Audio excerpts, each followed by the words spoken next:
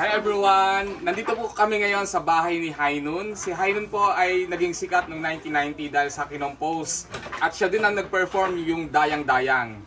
And actually yung Dayang-Dayang isa siyang sikat na song and also dance na ginagamit during may mga celebration dahil sa pagiging masaya yung kanta and also talagang festive yung melody niya.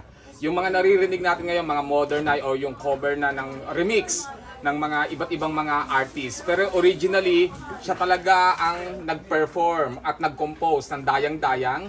So, yung Dayang-Dayang na song, doon pa yun sa Malaysia. At sumikat po yun sa buong Pilipinas noong 1990 pati yung early 2000. At ngayon, nagkaroon kami ng opportunity na ma-meet si Hainun. Siya po yun.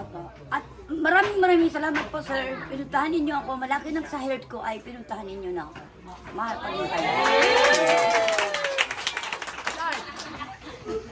Tagnan ko kangangan, kiring-kiring panghigalan, da magluman-luman, ituyok na may panagnaan.